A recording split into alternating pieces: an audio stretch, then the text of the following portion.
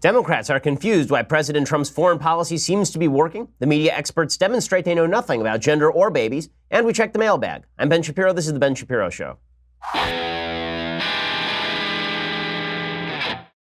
So we have a ton coming up on today's show. Plus, I'm going to tell you a little bit later in the show who our special guest is for our Sunday special. It's somebody that you know, somebody that I think that you will like. Our lineup is really good. We've been starting to reach out to a lot of folks for the Sunday special, and the guests that we're having are really first rate. But before I get to any of today's news, first I want to say thanks to our sponsors over at Birch Gold. So Birch Gold is the place to go if you're interested in diversifying a little bit of your portfolio. Obviously, the stock market is doing really well. The dollar is quite strong right now. All of that is wonderful, but things change. And this is why you should hedge your bets at least a little bit and have some of your money in precious metals. That's what Birch Gold can do for you. They are the company I trust with precious metal purchases. And right now, thanks to a little-known IRS tax law, you can even move your IRA or eligible 401k into an IRA backed by physical gold and silver. They have a long-standing track record of continued success with thousands of satisfied clients, countless five-star reviews, and A-plus rating with the Better Business Bureau. Ask all of your questions to my friends over at Birch Gold Group. And when you call them up right now, when you contact them, you can get a free information kit on physical precious metals.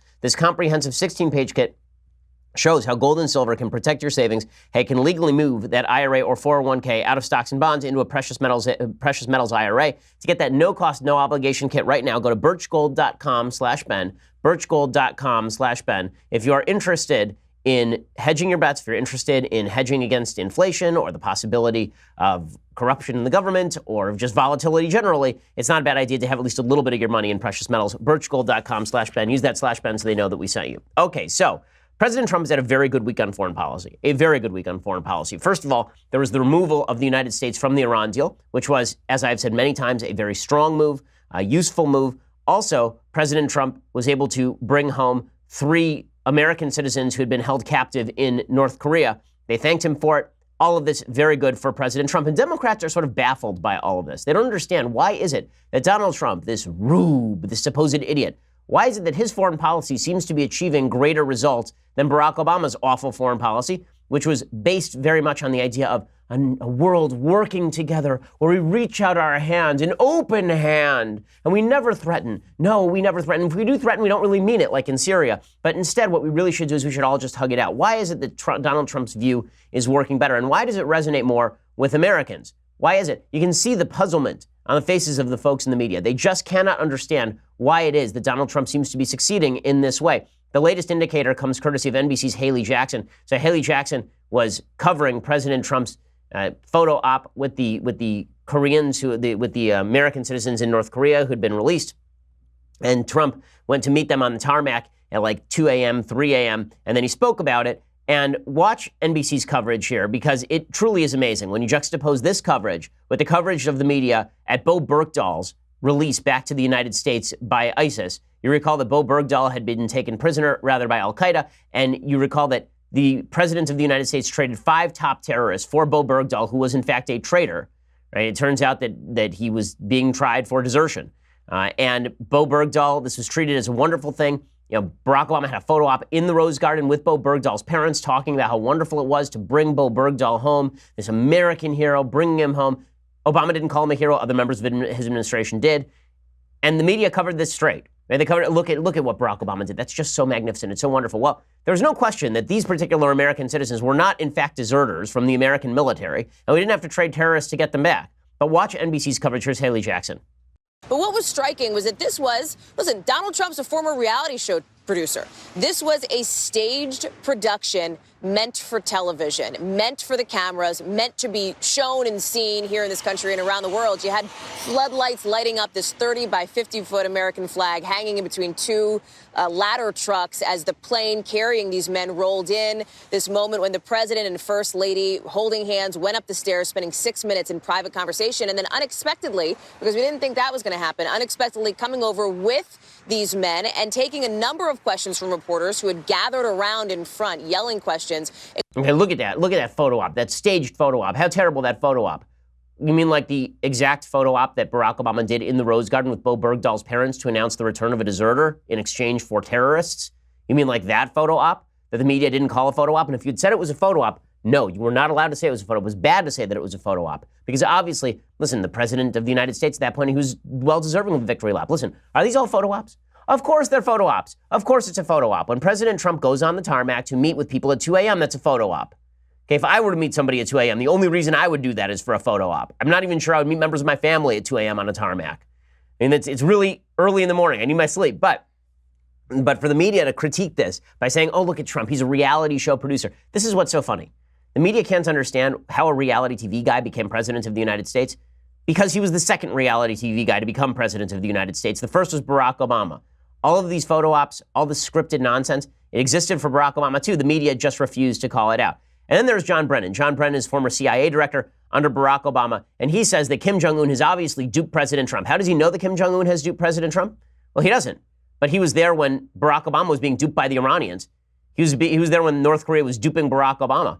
But apparently he knows better. He knows now that Donald Trump was duped by the North Koreans. How does he know? Because Donald Trump got to have a photo op. And if he got a photo op, that means that Trump must have given up something awful in exchange. So I think he is very smartly and very masterfully, Kim Jong-un, escalated and saber-rattled so that he could then switch and appear much more accommodating and present a more peaceful face. And so now we've gone from Mr. Trump calling him Rocket Man and Sick Puppy to honorable and nice. Okay, well, did it ever occur to John Brennan that Donald Trump does that as a fig leaf for his actual policy? Donald Trump says a lot of things. And again, you could put this on Donald Trump's epitaph. The dude said a lot of stuff. Donald Trump says a lot of things. But the question is what he actually does. And this is what the American people are starting to recognize about President Trump, that despite, and maybe because of all the pyrotechnics, because of all the craziness, it is sometimes possible to ignore all of the good things that are happening. And you can see that the folks over on MSNBC don't understand this. I do appreciate the silliness of the host there who refers to Kim Jong-un as Un. That's not the way that Korean names work. His name is Kim, right? His last name is Kim. But in any case, John Brennan, making the case that Donald Trump is being duped by the North Koreans with no evidence that he's actually being duped by the North Koreans to this point, other than Donald Trump said something on a tarmac about these people being treated very nicely by Kim Jong-un, which obviously was untrue. Trump says a lot of stuff, right? File that one under Trump says a lot of stuff. But for a guy who's a dupe, he seems to be doing pretty decently at this, and at least he's surrounding himself with people who are certainly not being duped. Now, speaking of Democrats who say that Trump is being duped, Nancy Pelosi, she of the moving dentures, she suggested that President Trump had failed in his oath to protect and defend the United States by pulling out of the Iran deal. Very, very sad. We take an oath to protect and defend. That is our first responsibility. I do not think the president is honoring that oath by what he did. Well, okay, so he's not honoring his oath. What exactly is the oath that he's not honoring? You mean the oath to uphold the Constitution, which was openly breached by pushing the Iran deal? The Iran deal was not a treaty. The Iran deal was an executive agreement between Barack Obama and the Iranian government. It was not approved by the Senate. In order for a treaty to be approved by the Senate, you need at least 60 votes to approve that treaty in the Senate. It did not get 60 votes in the Senate. It had a 21% approval rating among the American public at the time that it was passed. And John Poundhorst made a great point over a commentary. He said one of the reasons that the Democrats were so attached to the Iran deal is because they felt it was a great triumph of them over the public. It was their ability to steamroll everybody and push through a deal that everyone thought was garbage that made them celebrate it. They thought it was a real demonstration of their power, of their will, of their ability to cram down things the American people didn't want on a stupid, unwilling American public. But Donald Trump breached some sort of constitutional duty by pulling out of a deal with a terrorist nation? Donald Trump did that? Or is it Barack Obama breaching his constitutional duty to defend the United States by signing a deal with a regime that has killed American soldiers? Okay, let's be clear about this. During the Iraq War, there were Iran-backed militias that were murdering American soldiers and wounding American soldiers. There's a lot of IEDs set by Iranian troops, produced in Iran, that were used to maim American troops. Barack Obama signed a deal with those people and got nothing in return. Zero things in return. But Donald Trump is the one who's a dupe?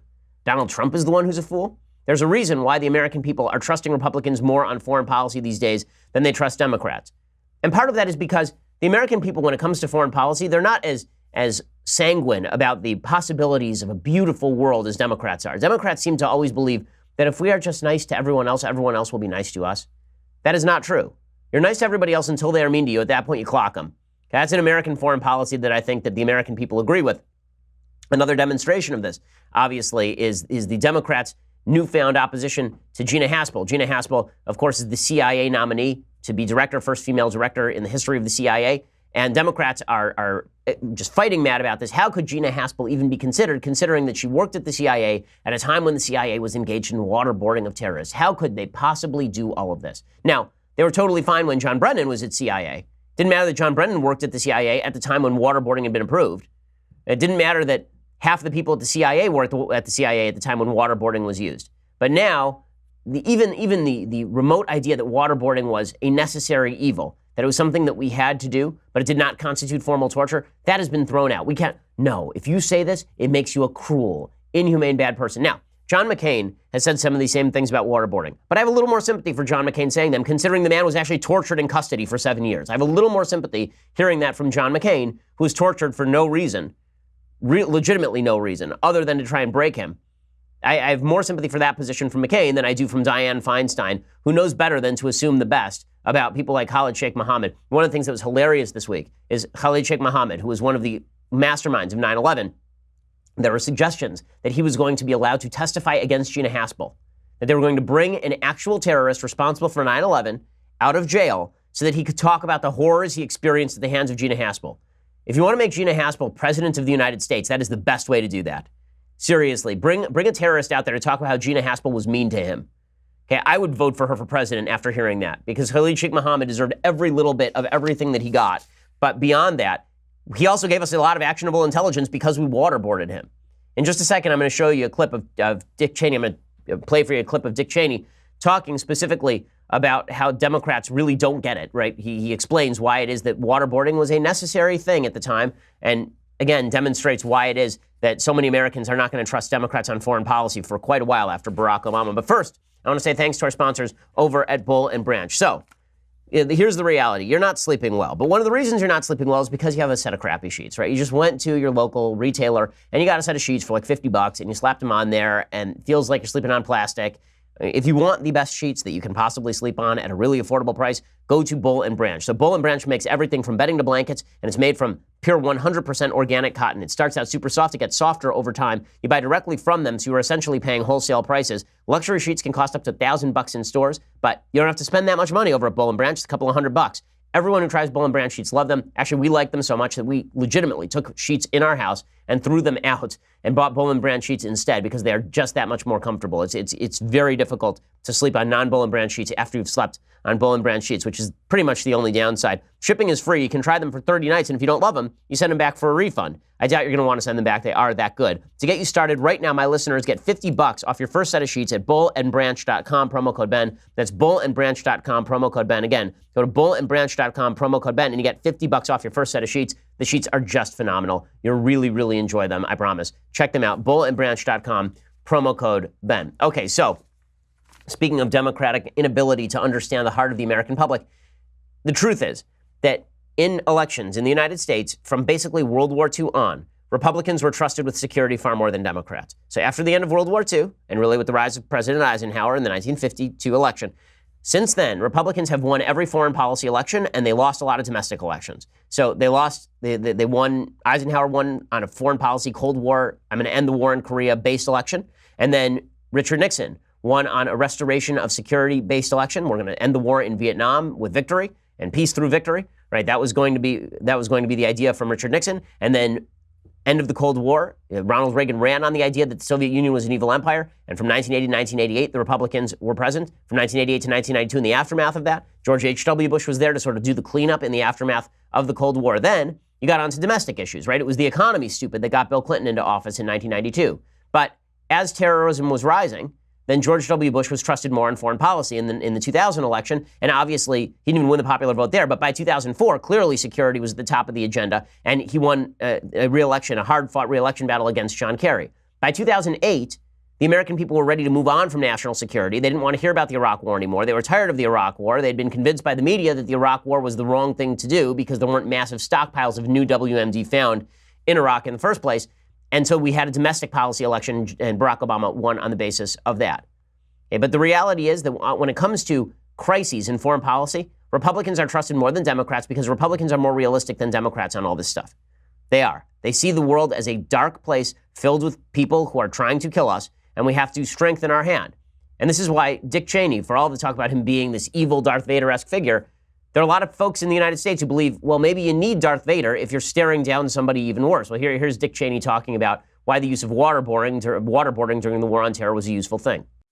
The techniques we used were not torture. A lot of people try to call it that, but it wasn't deemed torture at the time. The techniques we used are techniques we used on our own people in training. We didn't go out and make them up someplace. The President signed off, I signed off, and the Security Council signed off. They did a good job. They got the intelligence they needed, and we were safe from any further mass casualty attacks in the 7.5 years on our watch. So now people want to go back and try to rewrite history. But if it were my call, I'd do it again. And most Americans, I believe, still feel the same way, despite our sort of softness with regard to waterboarding. If there were another terrorist attack in the United States of 9/11 scale, the United States would quickly shift into, okay, you do what you need to do to get the information, short of actual full terror, full torture. Waterboarding is not full torture. We do use it to train Navy SEALs. I watched, as I say, Steven Crowder get waterboarded, and dude is fine. Okay, he's just as crazy as he ever was, but Steven Crowder is totally fine. He's not somebody who's suffering from the long-term after effects of torture. Okay, well, meanwhile, the Mueller probe continues to unfold, and obviously members of the Trump administration are interested in wrapping this thing up. Is this all a prelude to President Trump firing Robert Mueller? I doubt it, but I think that they are trying to push publicly for Mueller to end this probe, and I think that's appropriate, because I think that the Mueller probe does not appear to have come up with anything so far in terms of actionable intelligence about the Trump administration. A lot of the late-breaking news is about Michael Cohen, not about President Trump. And short of anything about President Trump and Russian election collusion, I don't see the evidence at this point. So here's Mike Pence, the vice president, yesterday saying, listen, it's time to wrap this stuff up. I mean, we got enough. Enough is enough. About a year since this investigation began, our administration has provided over 1 million documents. We've fully cooperated in it. And in the interest of the country, I think it's time to wrap it up. And I would very respectfully encourage the special counsel and his team to bring their work to completion. And he was asked whether it was a witch hunt. He declined to say that it was a witch hunt because he doesn't want to look like he's stepping on Mueller completely. But he's not wrong when he says it's time to wrap this thing up. I mean, the Mueller investigation has now been going on. Mueller was appointed, May of last year? So now it's been going on for a full year, the Mueller investigation. And all of the talk about Trump-Russia collusion has been going on since the middle of the 2016 election, and nothing, right? Nothing. The FBI has been looking into this for 2 years, and the best they've been able to come up with is George Papadopoulos, a low-level staffer, met with some Russian agent in London to talk about leaks of Hillary emails, and it went nowhere, and then lied to the FBI about it, Papadopoulos, which is why he is probably going to end up, cutting some sort of bargain. All we've ended up with is a FISA warrant on Carter Page that resulted in no prosecution whatsoever. All we've ended up with is a prosecution of Mike Flynn based on him fibbing to the FBI about having a conversation with the Russians after the election, having nothing to do with Trump-Russia collusion. What any of this stuff has to do with actual Trump-Russia election collusion is beyond me, and I think Trump is rightly angry about this. John Kelly, the chief of staff for President Trump, he says that mostly the president is just embarrassed and annoyed by the investigation at this point. Is there a cloud because of it hanging over this White House? Well, yeah, there may not be a cloud, but certainly the president is somewhat embarrassed, frankly, when world leaders come in. Bibi Netanyahu is here, and who's under investigation himself. And it's like you walk in and, the first couple of minutes of every conversation might revolve around that kind of thing. I mean, you got to sympathize with Trump to the extent that Trump knows he didn't collude with Russia, and yet he's been hearing for 2 years that he won an illegitimate election because he colluded with Russia. That would annoy me too. It would annoy you too. I think it would annoy everyone. This is all based on the assumption he didn't actually collude with Russia, and I've seen no evidence that he did at this point. None has been presented publicly. So if Mueller's got something, at a certain point, you got to say, dude, wrap it up, present your evidence, let's see what you got to show. If you got nothing, then you got nothing. Now, with all of that said, all of the hubbub now surrounding Michael Cohen is obviously not good for President Trump. The president has not surrounded himself with the best people. That is very clear. Surrounding himself with Michael Cohen was a foolish move from the very beginning. Michael Cohen is a dunderhead. That is obvious. And the fact that Michael Cohen continues to haunt the president is largely a problem of President Trump's own making. And AT&T announced today that they apologized for ever having given money to Michael Cohen. They were apparently giving money to Michael Cohen in the hopes that he would essentially lobby the president of the United States on the AT&T Time Warner merger. They gave him about $200,000. The head of AT&T's Legislative Affairs Office actually resigned today over all of this, even though no illegal activity took place.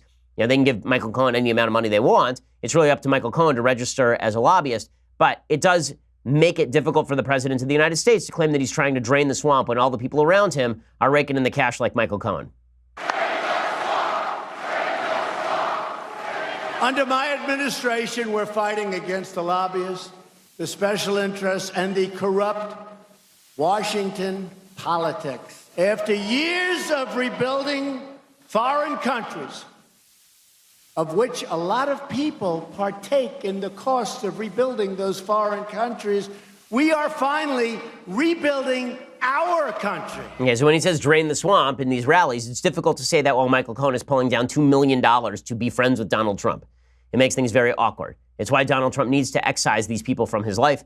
It's why the president needs to not engage us. Now, is he wrong that he's draining the swamp as far as regulation? No. As far as shrinking size of government and regulation, I think that the president is doing his best, although he has signed into law a couple of terrible omnibus packages he never should have signed into law. The real kind of draining the swamp has little to do with firing Michael Cohen as his attorney. It has a lot more to do with cutting the size and scope of government. I think that Trump, in some ways, has his heart in the right place there, although he's not cutting the size and scope of government, I think, nearly enough to suit me. But it does not help his case when Michael Cohen is running around being Michael Cohen. Okay, now, meanwhile, the expertise of the left is on full display when it comes to matters of genetics and reality.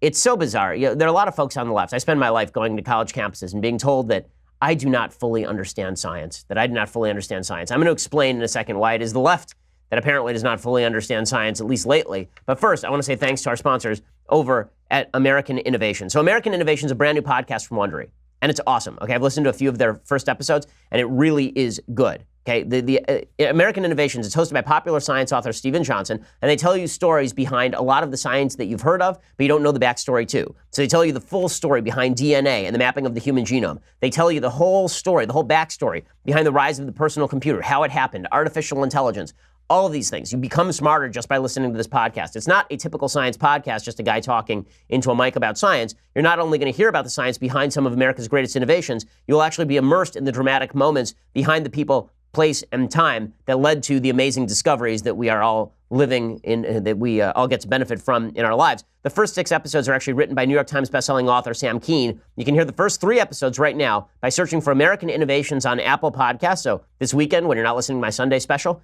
and when you're not catching up on the Ben Shapiro show, right? Tomorrow is a Saturday. No new material tomorrow. That means it's time to listen to American Innovations on Apple Podcasts. Wherever you're listening to this, head over to Wondery.fm/Ben. That's Wondery.fm/Ben. Go search for American Innovations on Apple Podcasts or wherever you're listening right now, or head over to Wondery.fm/Ben. The show's really great. It's really fascinating, and you learn a lot. So check it out. Wondery.fm/Ben, and that /Ben lets them know that we sent you. All right, so speaking of science, the left obviously is having some trouble with the science. So this comes up in a couple of different contexts today.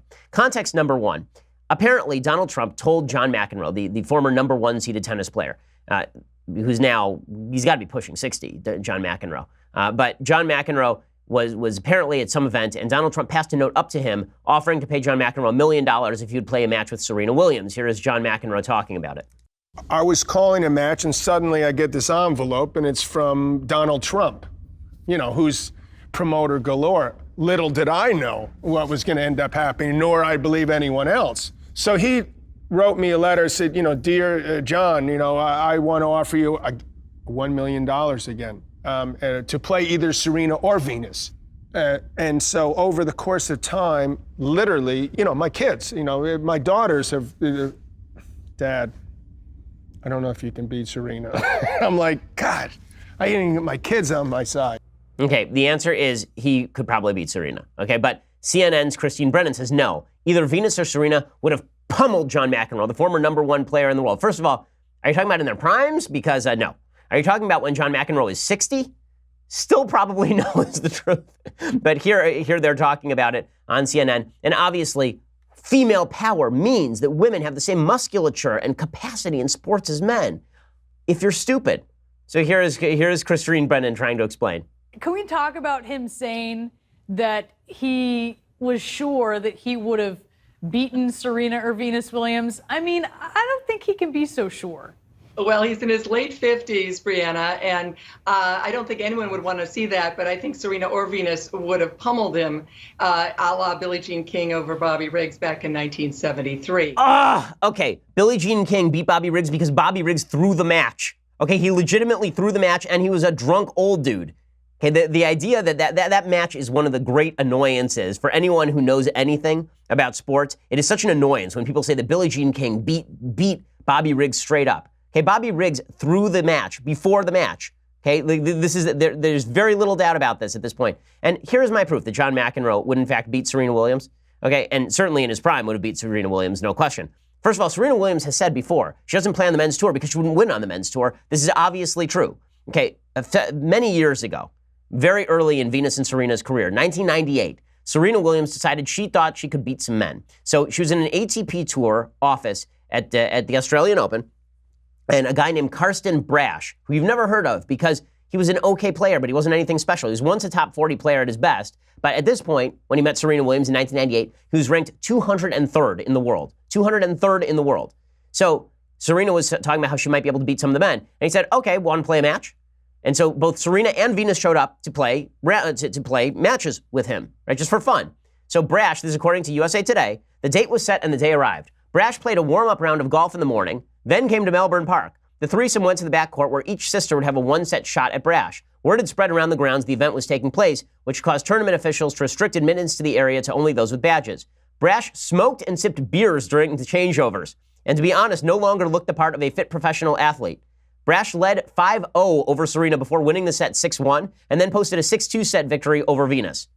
Okay, he was old, he was ranked 203rd in the world, he was smoking and drinking beer between the rounds, and he kicked the crap out of Serena and Venus Williams. That is not a rip on Serena and Venus Williams as athletes. They are incredible athletes. They're also women. And to pretend that women and men are exactly the same when it comes to physical capacity is just idiotic. It's just stupid.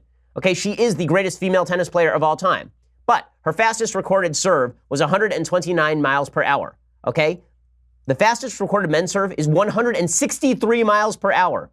In the 2015 Grand Slam, Serena's average serve traveled 109 miles per hour. Novak Djokovic averaged 117. Andy Murray averaged 114. So the experts have come up with something called the Universal Tennis Rating. Okay, it rates all players on a single scale. Djokovic, this is a couple years ago, ranked at 16.39. That was the highest in the world. Serena ranked at 13.36. Which doesn't sound terrible until you realize that that is the same ranking as a mid-ranked male college tennis player. Okay, so men and women, they don't have the same capacity. Okay, this is true when it comes to throwing baseballs as well. Women on average cannot throw as fast as men. There are some women who can throw pretty fast. There are no women who can throw 95 miles per hour. Okay, the average woman throws a baseball slower than, this is a real statistic, this is not me making it up. The average woman throws a baseball slower than out of 1,000 men, 998 of those men. Okay, the average woman throws faster than 2 out of 1,000 men that you pick out of the street. So let's get over this whole women and men are exactly the same. They're not exactly the same. Again, does this make women worse? No. Does it make women worse at sports? Yes, by any objective measure. But why is this even... Feminists, don't you understand you undermine your case when you suggest that men and women are exactly the same or they should be treated exactly the same? Don't you understand that it's really stupid? Because then, you know what happens? Fallon Fox, who is a dude, who is transgender, fights women in MMA and beats the living crap out of them because he still has male musculature. And it's unfair because it's a man beating the hell out of women. This whole thing is so stupid. Speaking of expertise on the left, I have to play this clip because it's just incredible. So there's an expert in Britain. I love what now passes for being an expert. It's pretty spectacular. This is an expert in Britain trying to explain that parents should ask babies for permission to change their diapers. There's a sexuality expert and author named Deanne Carson. And she was speaking to ABC News in Australia. And she was asked what age clients she works with. She said, we work with children from 3 years old. We work with parents from birth. And then Carson explains exactly what she means by that. We work from children from 3 years old. We work with parents from birth. From birth? Yeah. Just about how to set up a culture of consent in their homes. So I'm going to change your nappy now. Is that okay? Of course, a baby's not going to respond, yes, Mum, that's awesome. I'd love to have my nappy changed. But if you leave a space and wait for body language and wait to make eye contact, then you're letting that child know that their response matters. No. Okay, as a parent of two, as a parent of a 4-year-old and a 2-year-old, one of whom is out of diapers and the other one who will soon be out of diapers, I hope. Okay, here's the truth. If you leave your kids to decide when they want their diapers changed, they will have diaper rash forever. Forever. Okay, if I let my 2-year-old son explain to me when he wants his diaper changed, first of all, he's really smart, so he actually does. Like, he as soon as he goes to the bathroom, he immediately tells us. Like, right then, he says, okay, pee-pee, poo-poo, whatever, and then we go and change them. But my daughter was not so much like that, right? When she was very young, she was also a clean freak, and so when she was a little baby, she would not eat until she'd been changed. But as she got older, because kids do this, she started getting angry when you would change her diaper. And my son is starting to get to that age now too, where he gets mad when you change his diaper. He doesn't want his diaper changed. He thrashes around on the changing table. You know what you have to do? Force your kids to change their diaper if you're not an idiot. But apparently, being an idiot is an actual qualification for being an expert on parenting on national TV. Now, listen, I don't want to stereotype this woman, Deanne Carson. I don't know if she has kids. I don't know who does her hair, but this is dumb. Okay, this is incredibly dumb, and it's amazing what constitutes expertise. Now, the parenting experts know so little about what actually happens with regard to parenting. So many of them are basing it off of bad social science or based on these tiny uncontrolled studies that a lot of what they have to say is just absolutely counterintuitive. And then they claim that they are experts in science first, and these religious parents who do things like change their kids' diapers without their kids' permission. You're violating consent. You're part of rape culture if you change your kid's diaper or some such nonsense. Okay, so I'm going to get to the mailbag in just a second. First, I want to say thanks to our sponsors over at the USCCA. So this one is for my pro-Second Amendment listeners out there, which is virtually all of you, I believe. So I've got a great opportunity for you to win an expensive new gun, but you have to be law-abiding, and also you have to act fast. So the USCCA is giving you 5 chances to win $1,000 to buy an expensive new Kimber Micro with extra ammo. As a strong supporter of the Second Amendment, I'm also a proud member of the USCCA because they have all sorts of fantastic services, including educational services, informational services, legal services, and they love giving away free guns to law-abiding citizens so you can protect yourself. Go to defendmyfamilynow.com and lock in your 5 free chances to win right now. Defendmyfamilynow.com and lock in those 5 free chances to win. Don't miss out on that chance to win $1,000 for your very own Kimber. It is one of the finest handguns out there, but it all ends the 25th. So you have to hurry. Go to defendmyfamilynow.com right now for those 5 chances to win. It's 100% free. You can enter in seconds, and it gives you those 5 opportunities. Yeah, again, you're a law-abiding citizen. If you don't own a gun, you probably should for self-defense and for various other reasons. I think that it's worthwhile owning weaponry. And defendmyfamilynow.com, go register. You could actually win one. At the very least, you'll be registering with the USCCA, which is a great organization to begin with. Go check it out now, defendmyfamilynow.com. Alrighty, so we are now going to get to the mailbag, but first, you're going to have to go over to dailywire.com. Now, the reason you're going to want to is because if you want to ask me questions, that's the only way to do it. Okay, you think that you're sending me these emails and I'm going to answer all of them. I get hundreds of emails a day. I mean, not to be self-centered, but I'm a popular fellow. I get lots and lots of emails. How do you know that your question is actually going to be answered? You know it's going to be answered when you actually send it to me via Daily Wire. And the way you do this is you go to our Daily Wire chat room right now as I'm about to do the mailbag after you subscribe, and then you can ask me questions live, and I will answer them for you on air. Plus, you can ask questions of our other hosts, including the execrable Michael Knowles. It's almost time for our next episode of The Conversation, Tuesday, May 15th, 5:30 p.m. Eastern, 2:30 p.m. Pacific. Michael Knowles will be here to answer your questions, which means that he will stare blankly into camera and then make an obscure reference to a Catholic theologian you've never heard of. Michael Knowles will answer all of those questions if you go over to dailywire.com and you subscribe. All you have to do to subscribe, go over and subscribe, and then everybody can watch this right at YouTube, Facebook. You can watch all of it live. Alicia Krause will be there, and she will be reading all of your questions to him live for a full hour, and you will get all of your questions answered, even if badly, by Michael Knowles. So go check that out. Plus, you should subscribe also because it helps us bring you the show. Okay, let's be honest about this. It is your subscriptions that allow us to bring you the show and allow us to bring you the Sunday specials. Our new Sunday special it's coming up on Sunday because it's Sunday special, if you didn't get that from the name. And we are featuring Dave Rubin. So Dave Rubin stops by for the full hour, as Larry King might say.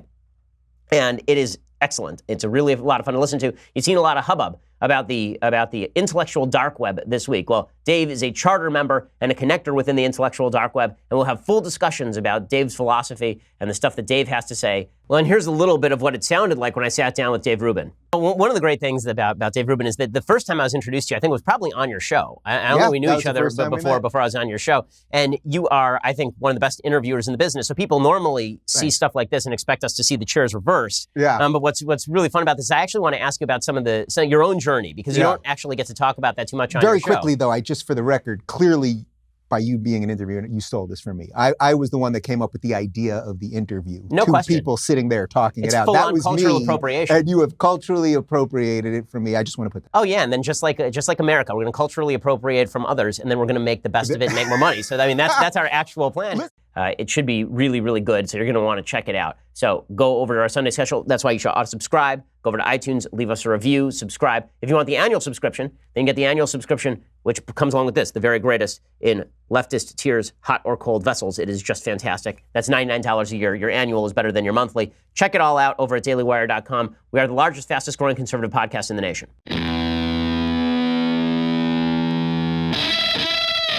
Alrighty, it is time to mailbag it up. So let's do this thing. So Jim says, hello, Ben. As a father of 3 beautiful girls, I feel it behooves me to make the world a better place for them. I personally think our national debt needs to be reconciled above all else, and that entails entitlement reform no politician wants to discuss. What do you think is the number one threat the next generation faces, and how can we fix it today? Well, I think in terms of government, that's exactly right. I mean, in terms of government, the blowing out of the national debt and the creation of a fiscally irresponsible deficit that's going to be paid off by our kids and our kids' kids is really awful. It's one of the things that Paul Ryan was trying to push. It's one of the shortcomings of President Trump, who really doesn't care too much about entitlement reform. He thinks it's politically toxic.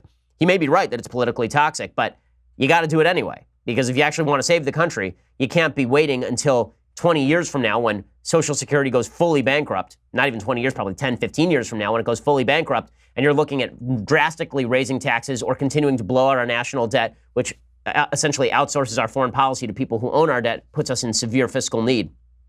So that's stuff Republicans ought to be pursuing right now, and they ought to be making strong moral arguments for why Social Security needs to be restructured. I think young people in particular are willing to hear that argument. And if they care about Social Security, they're willing to hear you don't want your taxes raised and you want more money back from the government. You can have both of these things. All we have to do is make Social Security a private thing as opposed to making it a public thing.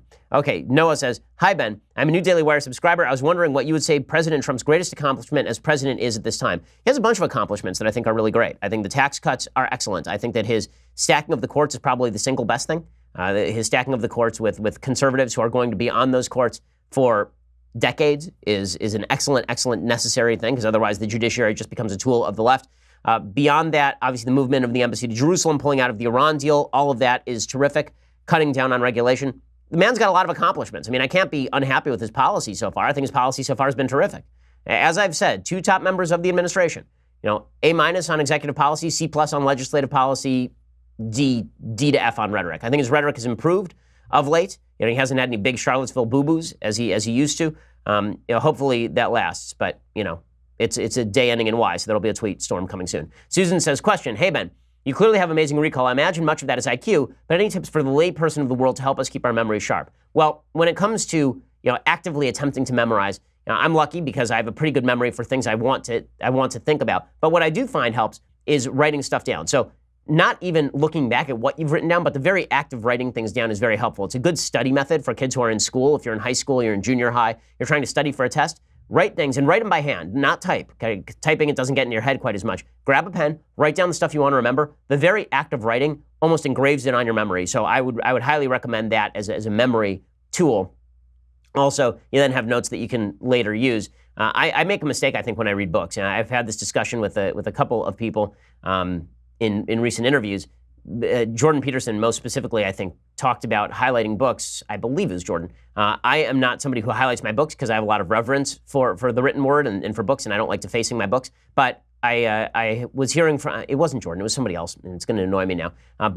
So my memory ain't that great. But what he was saying is that it was Glenn Beck. It was Glenn. So Glenn was saying that he enjoyed highlighting books specifically because he would take notes in the margins of books. And then his kids are always fascinated by his thought process as he was reading, which I think is actually kind of a cool thing. So writing in books, writing stuff down is probably the best way to approach that. John says, hi, Ben. How will Obamacare work now that the Tax Cuts and Jobs Act repealed its funding mechanism in the individual mandate? Since it is a mandatory expenditure, wouldn't other tax dollars now have to be allocated to it, or will it just cease to exist? Thanks, love the show. This is the big question. After you get rid of the individual mandate, which was the funding mechanism to pay for all of the increased costs through regulation of Obamacare, the only way that you're going to be able to bring costs down in the individual marketplace is by getting rid of regulation or by subsidizing. The federal government has chosen to subsidize, which is why I'm not in love with just getting rid of the individual mandate alone. That's good, but you're going to have to do more than that. Otherwise, you're going to be blamed for an increase in the price of individual health care plans. So this is why getting rid of regulation is what was deeply necessary and unfortunately did not happen.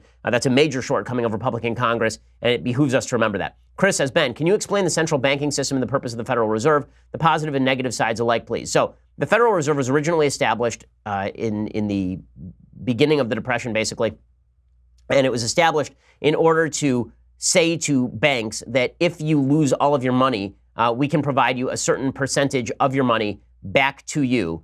So this is why the FDIC, the Federal Deposit Insurance Corporation, ensures that the first, I believe, $200,000 of money that you have in the bank, you will get back regardless of whether the bank goes bust. This is the federal government saying that it's trying to prevent runs on bank. The way it used to work is that if there was a bank and it had a certain amount of money in the bank never has as much money in the bank as it owes to people.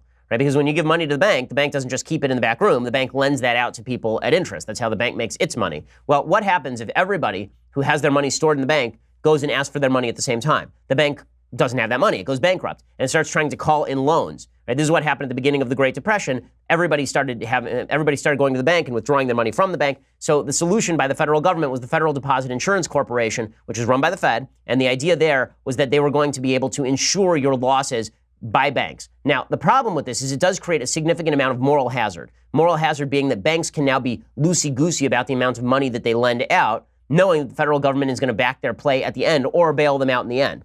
And this has been the problem with the Fed from the beginning, is the possibility of moral hazard where people act irresponsibly and then the federal government bails them out, as we saw actually in 2008, 2009. The Fed has some other stuff that it does in conjunction with the Department of the Treasury. The Department of the Treasury sells bonds, stocks and bonds, and the Federal Reserve works with the government, the Department of the Treasury, in order to provide the dollars that are used in the sales of stocks and bonds. So when the government buys back bonds, for example, they're trying to take more bonds out of the market. They're trying to inflate the currency or the amount of currency that's in circulation. Milton Friedman was a big fan of the Fed, actually. He thought that the Fed should set a standard growth rate in the amount of money in circulation on a particular year-by-year basis, is like 2%.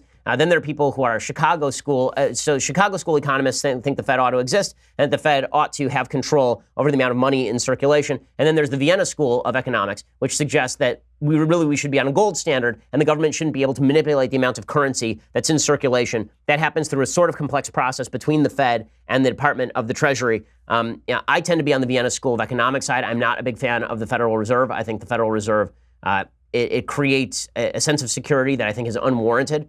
And that leads, again, companies to rely on the federal government to bail them out.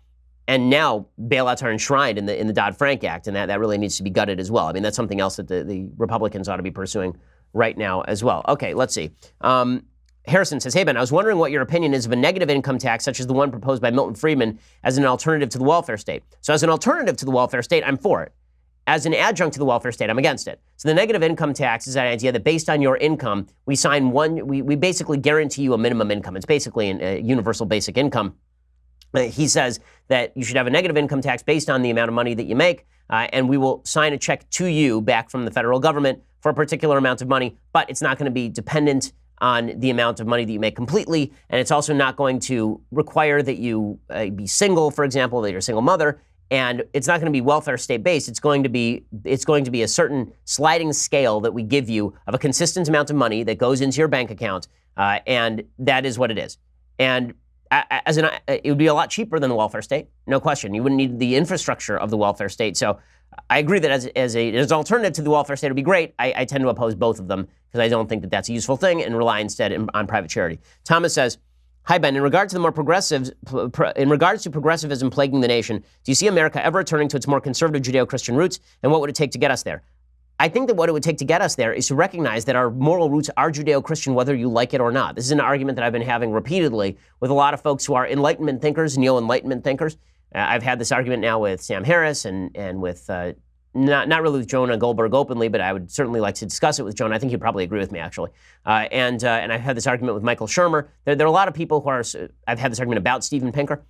Enlightenment thinking is rooted in Judeo-Christian values. You want to get people back to Judeo-Christian values, what you say is, listen, all the stuff that's around you, that was built by a Judeo-Christian civilization. So maybe it would behoove you to study the foundational documents of the Judeo-Christian vision, and then to see how those documents have been interpreted over the last several thousand years to bring us here.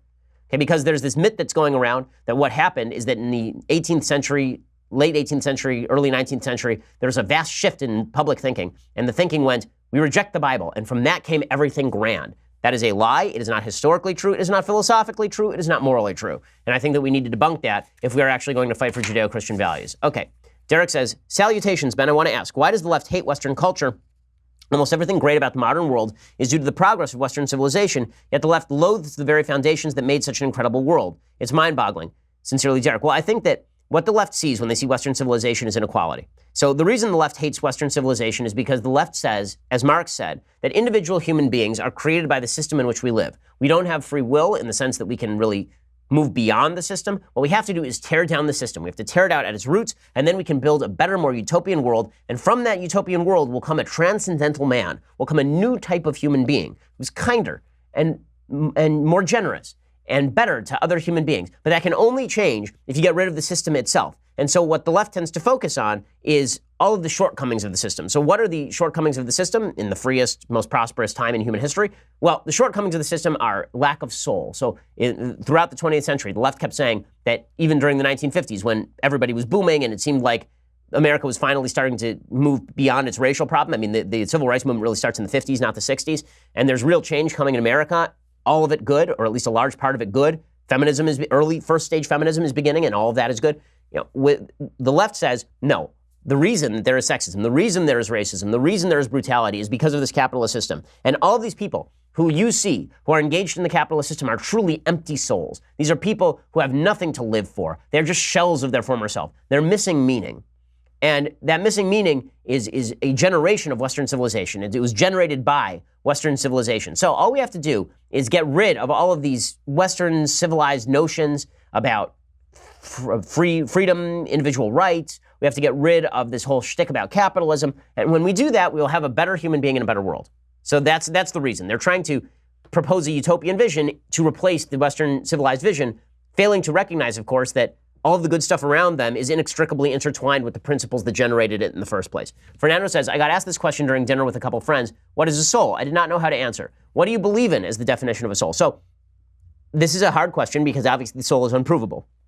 It's not verifiable. There's no real way to tell what a soul is. So there are various definitions of the soul. So Thomas Aquinas has an interesting definition of the soul. He says that basically people are made up of form and matter. Right, so you are made up of matter and you are made up of form. So the form precedes the matter in sort of Platonic, in the Platonic narrative, that there's the form of a dog that God has in mind, and then there's a dog, right? That there is the form of dog, and the reason that you know all dogs are similar is because there's a Platonic idea of dog, right? And so all those dogs fall under that one Platonic ideal of the dog. The same thing holds true with regard to form and matter, sort of according to Aquinas. So the idea there is that there is a form of you, right? There's a form of man, and that encompasses what you are, and that survives death, but it is more than your constituent parts, in other words, and that's what the soul is. So the form is the soul. So whether that survives death or not, the idea is that the form is you, and it's not just your constituent parts. I think there's something to that. I also think that there's a good case to be made that the soul is what animates you, that when you die, the soul obviously leaves your body. And what we mean by that is that the animating force that allows you to live and think and make decisions freely has now left you. And so that's what I think the soul is. What the soul does after death is beyond me. I don't know the answer. No one knows the answer because unless you're a Christian, you believe Jesus came back to tell everybody. There are very few people who have come back to tell anybody about what happens after death. I have my own theories as to what happens after death. But those theories, actually, we'll be discussing that, I think, in a coming Sunday special sometime pretty soon. Okay, one more of these? Okay, one more. Natalie says, Hi, Ben. I'm currently an intern at a big corporate law firm. I'm starting law school next year. While the work of an attorney interests and excites me, I'm growing concerned about balancing the demands, corporate law, and family life. I look around at this law firm and see a lot of very successful females, but most of them, especially partners and high-level associates, are not married and do not have kids. Since more than anything else, I want to get married and have children in the future. Oh, Michelle Obama thinks you're a terrible person. Do you think it is possible for a female to be both a good corporate attorney and a good wife and mother at the same time? Thanks. So I think the answer is it is certainly possible to be a good corporate attorney and a good wife and mother. I do think that there are trade-offs, and to pretend that there are no trade-offs is to ignore reality. Hours that you spend at work are hours that you're not spending at home, and hours that you spend at home are not hours that you're spending at work. And I do not think that a good corporate law job substitutes for having a happy home life. I think almost nothing substitutes for having a happy home life. And I'm speaking to someone whose wife works extraordinarily long hours, right? My wife works really long hours. Like today, she took off from the house at 7:45. She'll be back tonight at 6:30. That is a normal day for her. That is a good rotation for her. Her prior rotation, she was going in at 5 a.m. and she was coming back at 10 p. some days. Okay, that is hard. And that's hard on the family. And it's hard on the kids. We've made provision for that, right? I'm home a lot more than she is. My parents are over a lot. We have a nanny, right? All of these things are great.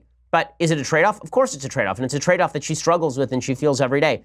I think one of the great lies that feminism has told to women is you can have it all. You can have a lot of good things, but to pretend that there are no trade-offs among those things is to be foolish. I just don't think that that's true in any real sense. Okay, time for a thing I hate, and then a thing I like, and then some things that I hate. So the thing I like, there's a movie that's now available on Amazon Prime. It's called Last Flag Flying. It's really good for the acting. You know, it's very anti-war, obviously, because every movie that Hollywood has ever produced since the Vietnam War has been an anti-war movie, basically. There are a couple of exceptions, like 12 Strong is an exception. But this movie, the acting is really first-rate. It's Bryan Cranston and Lawrence Fishburne and Steve Carell. Cranston is, of course, the highlight of the show. He really is terrific in this film. But Lawrence Fishburne turns in a really good performance as well. Basically, the story is these three guys were in the army together in Vietnam back during the Vietnam War, and now Steve Carell's son was in the Marines. His son was killed. And he tries to go get these two guys to come with him to pick up his son's body and bring it to Arlington. But it turns out that the Army has lied to him about how his son died, and now he doesn't want to bury his son in Arlington. Instead, he wants to bury his son back home. Here's a little bit of the preview. You know what amazes me about you? Well, it could be anything. I'm a pretty amazing guy. You turn the keys to your bar over to the guy who's asleep on your pool table, and then you jump in your car and you drive me to hell and gone, and you don't even know where we're going. Ask the question, am I willing to surrender to God? What the hell happened to Mueller the Mauler? First-class drinker, gambler. I see we have some visitors amongst us here today. We were in the service together with your pastor. I haven't seen these men in decades. They represent a dark period in my life. That went down awfully quick. Drinking for two now that you got all old and boring. Shine down a light on me. Because of my son. I'm not a huge Richard Linklater fan as a general rule, but the movie's actually quite good. And the acting, more than anything else, it really is a showcase for the three performers involved. So if you like good acting and the script is entertaining, even if it's anti-war, it's really anti-Iraq war. And there are a couple of lines. The assumption in Hollywood always is that the Iraq war was a terrible, terrible, awful, horrible, terrible, terrible mistake. And so everything they ever say about the Iraq war is based on that argument, which I think is a deeply flawed argument. But it is still worth the watch if you're just looking for some solid performances. Okay, time for some things that I hate. All right, so I have to show you this clip from April Ryan. April Ryan is, of course, the White House correspondent. I can never remember which outlet she is for, but she's a White House reporter. She was on CNN last night, and she was discussing Melania Trump. And she's for American Urban Radio Networks. And here's what April Ryan had to say about Melania Trump. It's just an amazing thing, right? She's allowed to get away with this. So John Kelly, who's the White House chief of staff, is being accused of racism today because he suggested that a lot of illegal immigrants who come to the United States are undereducated, which is technically true. Okay, that is just a fact. A lot of illegal immigrants who come to the United States are undereducated. But April Ryan is not considered in any way xenophobic for saying this about Melania Trump. She wants to show young people how it's done and do it right, and they will pick up those habits. I wonder if the president will change, but there are realities. There are a lot of realities that she's dealing with. This is a first lady who is not culturally American, but she is learning the ways. I don't even know what that means. That Melania Trump is not culturally American. What exactly does that mean? She has a foreign accent? And what about Melania Trump is not culturally American? She seems pretty culturally American to me. It's amazing. If somebody were to say that on the right about anybody on the left with an accent, then it would be, oh my God, racism, xenophobia, terrible, how could you? What about that person is bad? My in-laws are culturally American. They have very strong Israeli accents. They're culturally American. They've been living in America since my wife was 12 years old, which means that they've been here. I'm not going to give away my wife's age, but they've been here for a little while. Okay, my wife wouldn't care, honestly. So she's been there for 18 years. My wife's 30. She doesn't care. But the truth is that April Ryan's allowed to get away with this because April Ryan, obviously, is a member of a minority group. And if you're a member of a minority group, then you can say anything about any other member of a minority group. My proof being that the members of the Women's March, who are members of minority groups, can hang out with freaking Louis Farrakhan, and everybody just goes, oh, well, whatever. Who cares? Right? Keith Ellison can be an actual anti-Semite, and he's being quoted in the media today saying, I'm very upset that people are calling me an anti-Semite. I think that it's awful they're calling me an anti-Semite. I'm more upset that you are an anti-Semite, dude, but you're allowed to get away with it because if you have the right skin color, apparently you're allowed to be a racist, which is really awful, awful, awful stuff. Okay, other things that I hate. So George Stephanopoulos just doing yeoman's work on behalf of NBC. Yeah, George Stephanopoulos does have a long history of defending people who are accused of sexual misconduct going all the way back to the Clinton days. Tom Brokaw has been accused of sexual harassment by Linda Vester, who is a former reporter at NBC News, or at ABC News, rather. And this is pretty funny because George Stephanopoulos rushes to Tom Brokaw's defense. Tom Brokaw's pretty angry. He says he was ambushed, says he was perp walked. What's your response? Well, I expected a denial. That is what harassers generally do. What I didn't expect was such a personal attack.